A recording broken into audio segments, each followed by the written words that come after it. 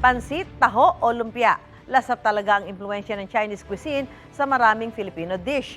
Yan ang naging highlight ng isang event sa Pasay. May unang balita, si JP Soriano.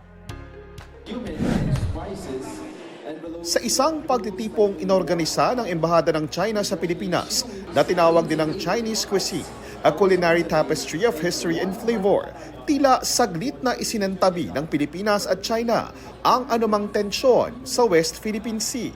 Sinalubong ni Chinese Ambassador to the Philippines Wang Xidian si Foreign Affairs Undersecretary Teresa Lazaro na siyang guest of honor sa event. Imbis na ang tensyon, kontribusyon at impluensya ng China sa mga pagkain sa iba't ibang panig ng mundo, kabilang na ang pagkaing Pilipino ang naging sentro ng event.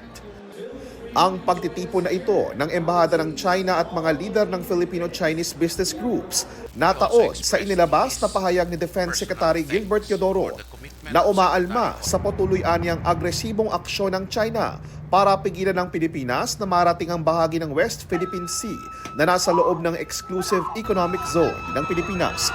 Ang pahayag na ito, sinabi ni Teodoro sa pagbisita ni US Defense Secretary Lloyd Austin sa Pilipinas.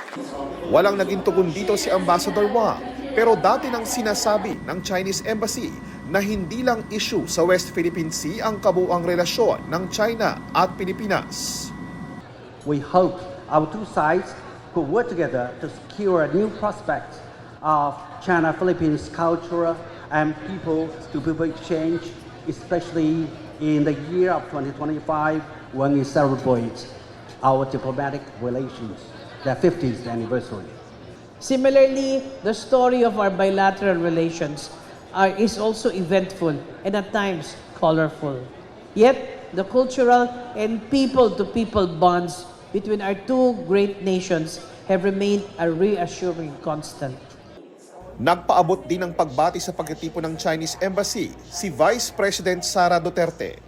Many Filipino staples such as pancit or noodles symbolizing long life, siopaw or steamed buns, and lumpia or spring rolls trace their origins to Chinese cuisine, adapted over time to suit local tastes and ingredients.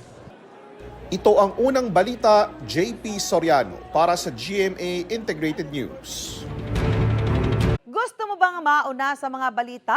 Mag-subscribe na sa GMA Integrated News sa YouTube at tumutok sa unang balita.